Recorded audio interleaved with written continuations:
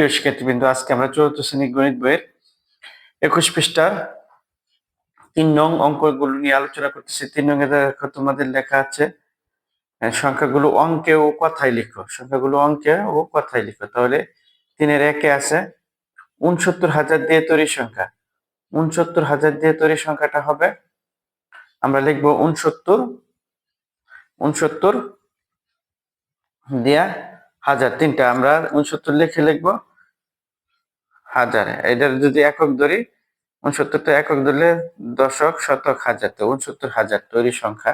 এটা যদি কথায় লিখি তাহলে হবে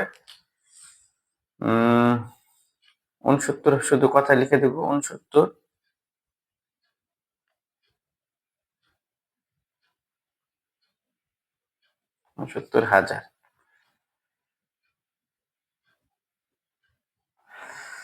আচ্ছা, তো 2 নম্বরে আছে দেখো 100 লক্ষ দিয়ে তৈরি সংখ্যা। 2 নম্বরে আছে 100 লক্ষ দিয়ে তৈরি সংখ্যা। তো 2 নম্বরে আমরা লিখবো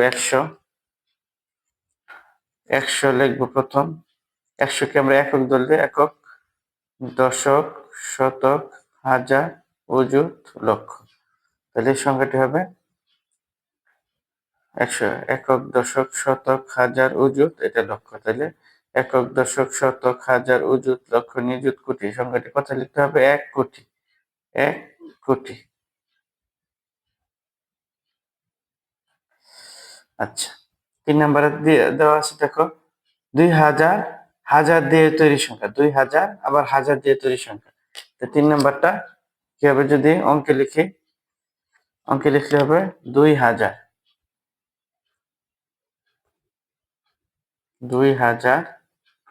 আবার হাজার, একক, দশক, শতক, হাজার, 3টা শূন্য। 2000 দিয়ে তৈরি সংখ্যাটা হবে একক, দশক, শতক, হাজার, অযুত, লক্ষ, নিযুত। 2000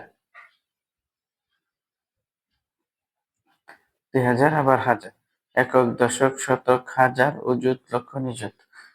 তাহলে 20 লক্ষ। 20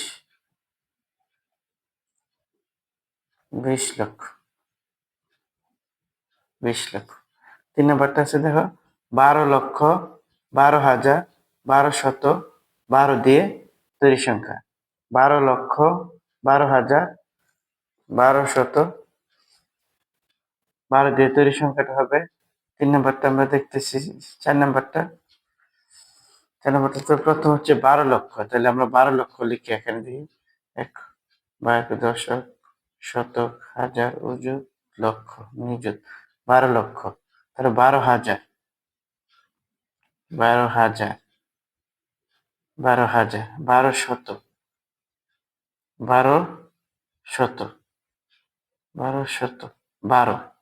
তাহলে এটা যদি আমরা যোগ করে দেই কত হয় দেখি। 2, 1, 2, 3, 1, 2, 1। 12 লক্ষ, 12,000, 12শত, 12 দিয়ে তৈরি সংখ্যাটা যদি আমরা এবার যোগ করি হয়, এটা সংখ্যাটা যদি যোগ করি তাহলে হয় 4 নম্বর অঙ্কটা হচ্ছে, যদি আমরা অঙ্কে লিখি তাহলে 12, 13, 212। তাহলে একক, দশক, শতক, হাজার, অযুত, লক্ষ, নিযুত। তাহলে 12,13,212। 12,13,212 যদি কথা লিখি, লক্ষ 13,000, 13,000,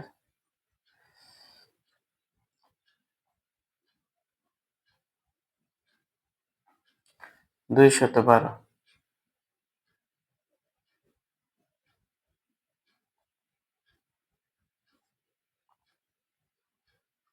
12,13,212। তাহলে আমরা সংখ্যাগুলো 3 নংয়ে কথায় লিখলাম এবং অঙ্কে লিখলাম। এখন আমরা দেখি 4 নংয়ে কি আছে।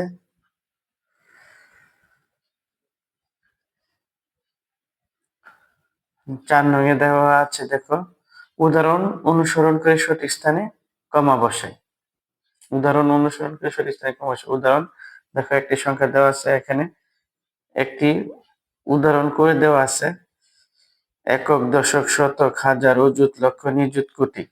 তাহলে এই সংখ্যাটা এককের ঘরে 1, দশকের ঘরে 3, শতকের ঘরে 2, হাজারের ঘরে 8, অযুতের ঘরে 7, লক্ষের ঘরে 4 এভাবে। তাহলে এইটা বসাতে হবে। তাহলে আমরা যদি এটা বসাই, তাহলে এককের ঘরে 3, একের ঘরে 3, দশকের ঘরে 4 বসবে, শতকের ঘরে 0, হাজারের ঘরে 9 বসবে, অযুতের ঘরে 1 বসবে, লক্ষের ঘরে 7, নিযুতের ঘরে 6 বসবে। অযুত, লক্ষ, নিযুত, একক, দশক, শতক, হাজার, অযুত, লক্ষ, নিযুতের ঘরে 6 বসবে। তাহলে শেষ। তাহলে এখন এই 2 নাম্বারটা যদি দেখি, এককের ঘরে 5, দশকের ঘরে 5, শতকের ঘরে 7, হাজারের ঘরে 1, অযুতের ঘরে 9, লক্ষের ঘরে 2, নিযুতের ঘরে 7, কোটির ঘরে 8। তাহলে এইভাবে আমরা বসিয়ে দেব। তো এইভাবে আমরা 4 নং উদাহরণ অনুসরণ করে সঠিক স্থানে কমা বসাতে পারবো। সঠিক স্থানে আমরা সংখ্যা বসাতে পারবো। এখন দেখো 5 নং সঠিক স্থানে কমা বসাই। তো কমা সাধারণত আমরা দেশীয় পদ্ধতিতে 3 ঘর, প্রথম 3 ঘর, দেখো প্রথম 3 ঘর পরে কমা বসাবো, তারপর 2 ঘর পরে কমা বসাবো, তারপর 2 বার করে কমা বসাবো, এভাবে কমা বসাবো, এভাবে কমা। তারপর এই যে এটা দেখো, প্রথম 3 ঘর, তারপর 2 ঘর, তারপর 2 ঘর করে কমা বসাবো। তারপর এই অঙ্কটা 3 নাম্বার, প্রথম 3 ঘর, তারপর 2 ঘর, তারপর 2 ঘর। এটা হচ্ছে কমা বসানোর নিয়ম। যে রীতিতে প্রথম 3 ঘর, তারপরে 2 ঘর পরে কমা বসাতে হয়। তো 21 পৃষ্ঠার অঙ্কগুলা আজকে শেষ হয়ে গেল। আমরা পরবর্তী ক্লাসে 22 পৃষ্ঠার অঙ্কগুলো নিয়ে আলোচনা করব। ধন্যবাদ।